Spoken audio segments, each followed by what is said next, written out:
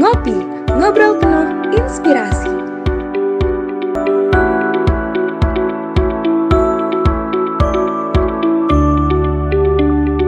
Hai Sobat Ngulik, gimana nih kabarnya hari ini? Semoga sehat-sehat terus ya, dan jangan lupa untuk di rumah aja. Hari ini kita ketemu lagi di Ngopi Podcast, ngobrol penuh inspirasi.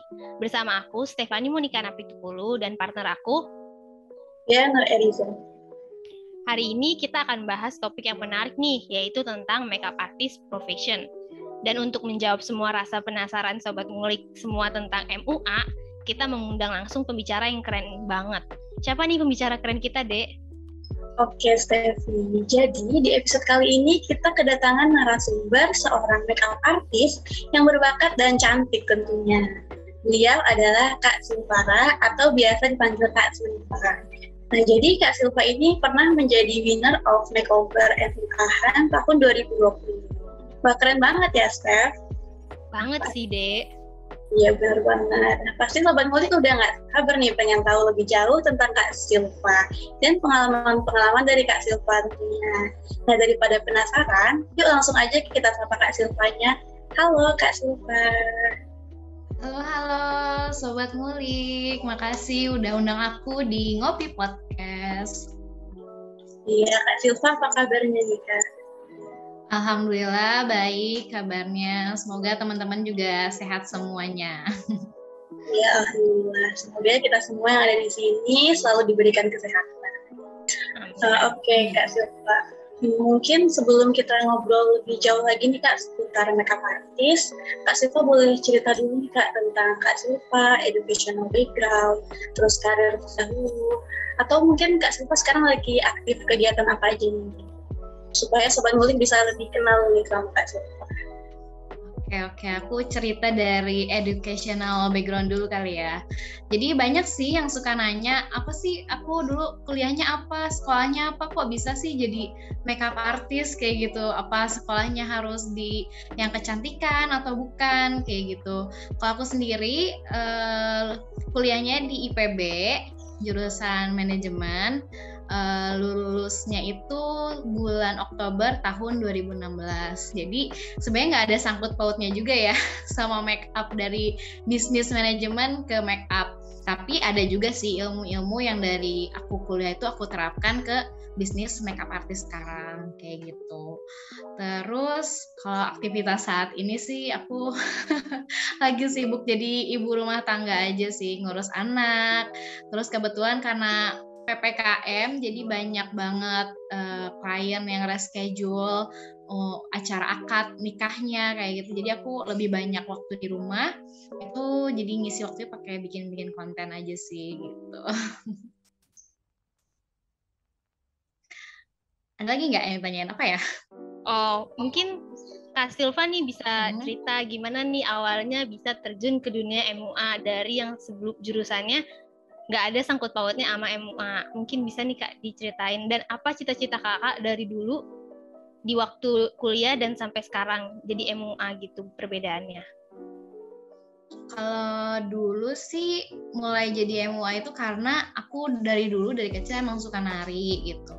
Nari dari SD, SMP, SMA sampai kuliah ya gitu. Sampai di kuliah pun aku ikut kayak kegiatan mahasiswa Gentra Kaheman kalau di IPB ya.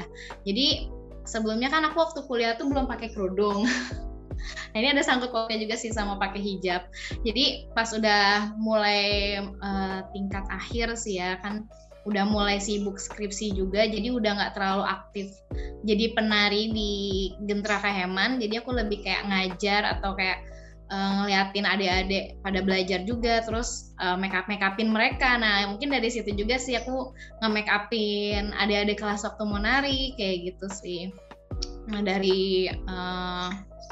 dari situ mulai deh kayak make-upin ke teman-teman kayak gitu. Itu masih kuliah sih semester akhir kayak gitu.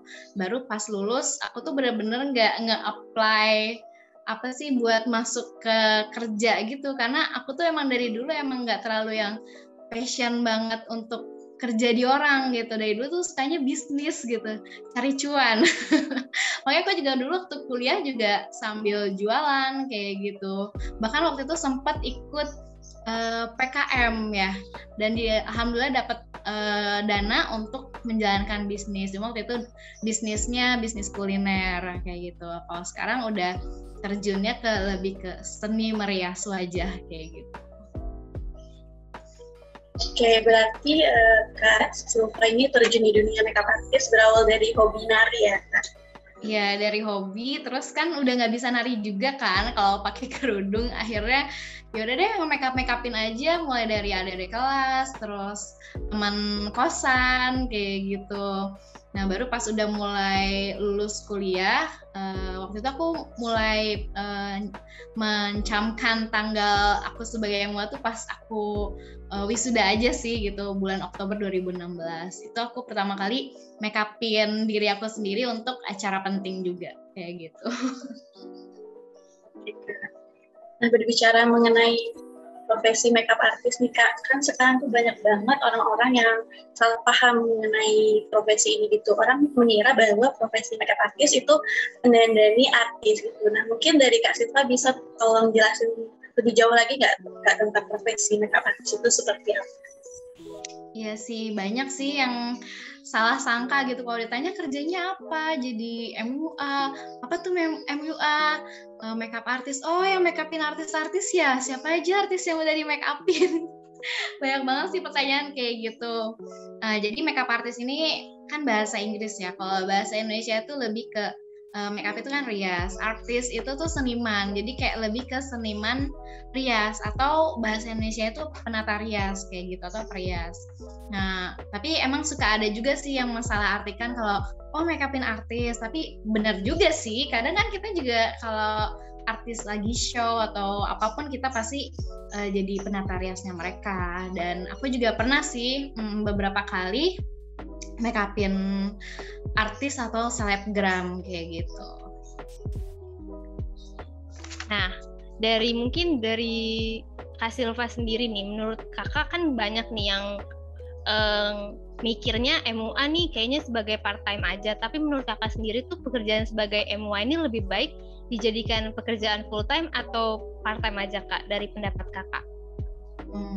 Kalau aku sih kayaknya ada dua versi sih. Jadi kalau aku, karena kebetulan aku lebih passion banget untuk usaha sendiri, jadi akhirnya aku memutuskan untuk full time makeup artist kayak gitu. Tapi kalau buat teman-teman yang mau merintis dan masih awam banget gitu sama makeup, terus baru lulus juga kan sayang ya kalau nganggur gitu. Jadi kalau emang passionnya juga sambil kerja nggak apa-apa, kerja dulu tapi makeupnya jadi part time kayak gitu, karena kan makeup tuh bisa di weekend aja kayak gitu.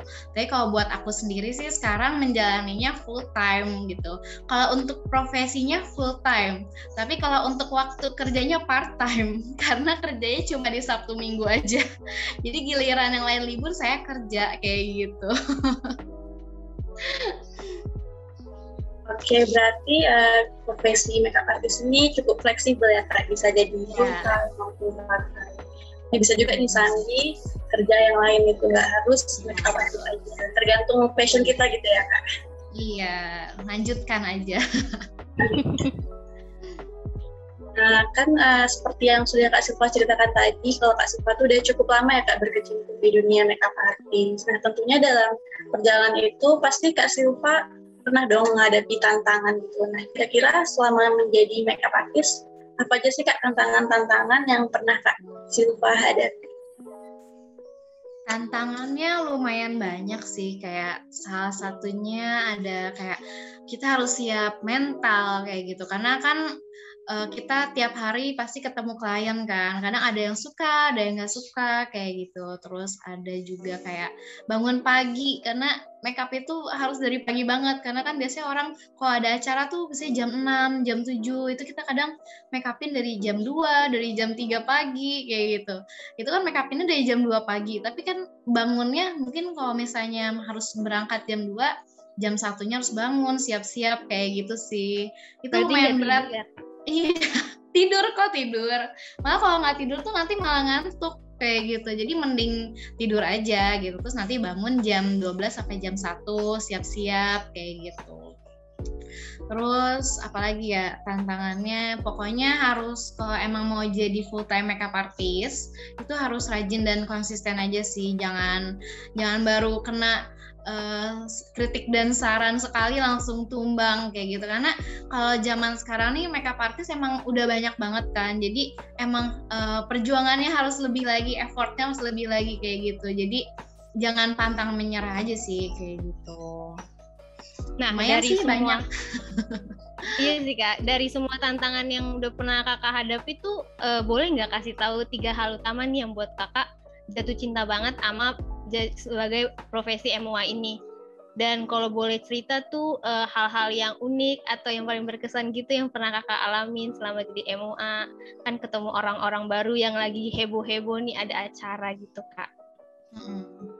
Ya kalau alasannya kenapa suka ya, kenapa cinta, karena awalnya itu passion juga sih, karena aku dari dulu tuh pengen banget punya usaha kayak gitu, pengen usaha sendiri, nggak mau kerja di orang, karena aku orangnya gampang bosanan dan nggak suka diatur kayak gitu. Jadi kenapa make up, akhirnya menemukan waktu usaha yang bisa fleksibel, yang bisa mengikuti jadwal aku sendiri kayak gitu. Jadi yang pertama tuh passion sih, karena emang cintanya di situ, lebih ke art juga sih kan make up tuh. Terus seneng juga sih jadi makeup artist tuh karena banyak rezeki yang bisa kita bagikan lagi ke orang lain. Jadi kadang nggak hanya aku yang make up, jadi kadang suka ada nih yang mau make up wisuda terus akunya nggak bisa, nah aku tawarin ke tim make up aku kayak gitu. Jadi alhamdulillah gitu masih bisa bagi-bagi rezeki dan membuka peluang kerja juga buat teman-teman kayak gitu.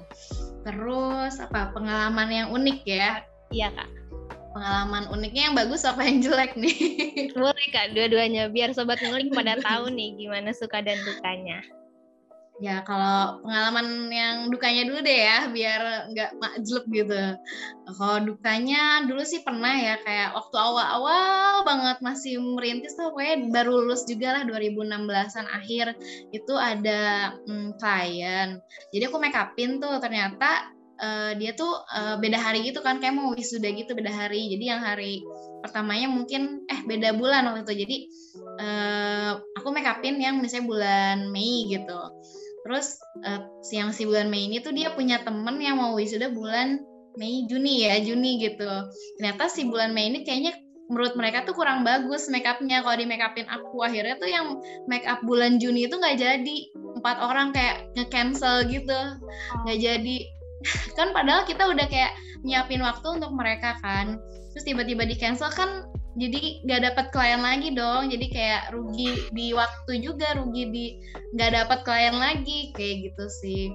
Terus dukanya apalagi ya, pernah sih kayak pokoknya tiba-tiba dapat keputusan yang gak enak juga dari pengantin kayak gitu. Misalnya kayak pengantinnya pengen di make up sama aku tapi sama keluarganya nggak mau. Akhirnya tuh kayak pernah lagi udah make up akad udah selesai, terus resepsinya di make upin sama make up perias yang dari orang tuanya gitu, terus tanpa bilang aku. Jadi aku kayak nungguin di ruangan make up sendirian make up sendirian, terus tiba-tiba kok pada nggak dateng ya, kan mau di retouch gitu kan, mau menuju retouch resepsi gitu, kok nggak dateng. Terus pada udah dateng tuh langsung pada pergi lagi gitu, aku dibiarin sendiri aja. Terus tiba-tiba datang lah WO, Kak ngejelasin tuh, maaf ya Kak, ternyata keluarga pengantinnya pengen si pengantinnya dirias sama perias yang keluarganya bawa gitu. Aku langsung nah itu kan hasil makeup aku, kenapa jadi dirubah sama penata rias yang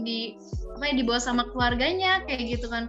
Aku langsung kayak deg-deg banget gitu kan, deg-degan, terus kayak sedih juga sih gitu. Terus aku udah lama banget itu nungguin mereka datang buat retest tuh. Kan aku biasanya kalau make up akad itu kan jam 8 ya. Saya jam 8 udah selesai. Udah aku nungguin sampai jam 11 kayak gitu. Sampai jam 11 buat retouch resepsi gitu. Ternyata nggak datang-datang sampai jam 12 kayak gitu. Dan kondisinya waktu itu aku anakku tuh masih umur 6 bulanan deh kalau nggak salah. Jadi butuh ASI kan. Nah aku tuh jadi sampai kayak harus ke pending pumping kayak gitu. Terus aku langsung mikir anak aku kan kasihan ya, kenapa nggak aku pulang aja kayak gitu kan, buat ngasih ASI aku buat anak aku daripada nungguin gak jelas kayak gitu. Aku marahnya itu aja sih kayak gitu. Dah itu aku kasih 2 aja deh, nanti kalau misalnya duka-dukanya kebanyakan pada gak mau jadi makeup artist. Terus kalau untuk sukanya banyak banget sih, kayak bisa jadi jalan-jalan gitu, ketemu teman-teman baru. Terus aku tuh dulu pengen banget kayak bisa make upin, kan kalau make up itu biasanya kalau acara suka di hotel-hotel gitu ya. Terus aku tuh seneng banget kalau misalnya jalan-jalan ke hotel-hotel mewah kayak gitu, make upinnya di hotel-hotel mewah gitu kan, jadi nyaman gitu make upinnya. Terus diundang keluar kota, terus keluar kotanya tuh sampai ke Malang waktu itu, waktu sebelum pandemi. Nah sekarang juga sebenarnya ada sih, kemarin harusnya berangkat ke Sumba untuk makeup prewed, tapi gak jadi karena PPKM dan kayaknya juga qadarullah kena positif COVID gitu, jadi diundur sih, paling bulan September insya Allah kalau nggak ada halangan berangkat ke Sumba dari profesi makeup, gratis dan dibayar gitu. Gratis terus kitanya dibayar gitu kan, enak ya. Jadi itu pulang pergi ya Kak, dibiayain gitu? Iya, pulang pergi dibiayain, makan di sana, akomodasi semuanya kayak gitu. Jadi kerja sambil jalan-jalan gitu, jadi nggak berat sih, ngejalaninnya have fun banget gitu. Ngiler gak? Mau gak? Mau, tapi aku sendiri belum percaya diri sama makeup aku. Gak apa-apa, mumpung kalian masih kecil-kecil nih, belajar aja sedikit-sedikit kayak gitu. Berarti kalau jadi orang makeup artist itu pasti ada suka dukanya lah ya Kak, dan kita juga harus mentalnya kuat gitu kalau ada klien gitu. Tapi di samping itu kita juga bisa jalan-jalan gratis. Nah tadi kan Kak Sulfa juga udah cerita nih kalau sempet batal keluar kota karena adanya PPKM, dan itu karena pandemi sekarang ya Kak. Nah perubahan apa lagi sih Kak yang terjadi gara-gara pandemi ini pada profesi makeup artist? Kalau karena pandemi ini otomatis sih kayak pendapatan juga turun sih, karena banyak klien yang harus cancel acaranya, harus mengubah jadwalnya, jadi mundur akhirnya gak jadi, atau enggak jadi akad nikah sederhana terus gak jadi makeup resepsinya. Jadi mereka tuh nyarinya kayak makeup yang biasa aja, kadang kayak gitu sih. Padahal kan sebenarnya kalau misalnya nikah itu kan harus yang bener-bener yang bakal diinget selamanya gitu kan, menurut aku sih kayak gitu. Jadi semua juga harus perfect, walaupun itu akad nikahnya yang cuma sedikit dihadiri sama teman dan keluarga aja kayak gitu sih. Terus jadi banyak nganggurnya kemana, apalagi waktu lockdown ya, lockdown corona pertama kali itu bener-bener udah mau pendapatan gak ada, terus kita gak bisa keluar. Tapi disyukurin aja sih, mungkin ini kan bisa jadi cara Allah buat kita jadi menikmati hidup ya bersama keluarga selama lockdown itu, terus nonton serial Netflix kayak gitu. Tapi aku nggak pernah yang dirasa-rasa gitu sih kayak waduh efek-efek pandemi nih pendapatan kurang ini kayak gini-gini, enggak sih. Jadi kayak lebih disyukurin aja sih apapun kondisinya kayak gitu. Nah, sebagai terakhir nih Kak, pertanyaan terakhir. Gimana nih pesan Kakak buat teman-teman atau sobat ngulik nih yang lagi nonton, yang ingin tuh belajar buat make up, baik buat diri sendiri ataupun ingin menjadi seorang makeup artist seperti Kak Silvani, apa nih Kakak pesannya? Yang pertama sih harus niat dan konsisten. Karena kalau misalnya cuma pengen aja tuh beda gitu. Ya udah kalau pengen ya udah, abis itu udah bosen terus kayak kalau nggak bagus ngeluh gitu bawaannya. Tapi kalau misalnya kita udah niat, konsisten dan suka atau passion kita di situ, pasti ada jalan kok. Walaupun kita mau ditegur kayak gimana juga gitu, pasti kita akan bangkit lagi, nggak akan pantang semangat kayak gitu kan. Jadi lebih ke niat, konsisten dan belajar dari waktu kita kuliah juga kan, kita belajar pemasaran kayak gitu-gitu ya, itu tuh kepake banget sih sama aku gitu. Jadi belajarnya harus lebih baik lagi kayak gitu, mau akademik atau non akademiknya kayak gitu. Itu karena saling bersinergi gitu, saling mendukung antara ilmu akademik dan non akademiknya kayak gitu sih. Gue semangat sih kalau ada yang mau jadi profesi makeup artist, jangan pantang menyerah. Terus harus banyak belajarnya juga sih, kayak peka dengan sosial media marketing atau digital marketing kayak gitu. Karena sekarang era sekarang tuh apa-apa serba online kan ya. Sekarang aja online kayak gitu. Harus pintar memanfaatkan situasi dan kondisi kayak gitu. Oke, jadi gitu ya Sobat Ngulik. Mungkin buat Sobat Ngulik yang merasa passionate di bidang make up, jangan takut untuk memulai, dan intinya tuh kita niat gitu ya kan Kak, dan jangan mudah menyerah dan harus terus mau belajar gitu. Karena pasti di profesi make up artist ini banyak banget lika-likunya, nggak hanya suka juga pasti ada dukanya yang nggak terduga gitu. Dan nggak kerasa nih Kak, kita udah cukup lama ngobrol bareng Kak Silva. Terima kasih banyak nih buat Kak Silva yang udah berkenan meluangkan waktu buat sharing bareng kita dan buat Sobat Ngulik semua. Semoga dari sharing kita kali ini dapat menambahkan insight gitu buat para Sobat Ngulik. Nah, terima kasih juga buat Sobat Ngulik yang udah selalu setia menonton podcast. Dan jangan lupa untuk like, comment, dan subscribe channel Center of Management. Saya Dea Nur Eliza dan rekan saya Stefani Monika Napitupulu, pamit undur diri. Sampai jumpa lagi Sobat Ngulik. Jangan lupa stay safe and stay healthy. See you. Terima kasih untuk Sobat Ngulik yang udah ngedengerin Ngopi Podcast kali ini. Dan jangan lupa untuk tetap stay tune di Ngobrol Penuh Inspirasi selanjutnya. Bye-bye!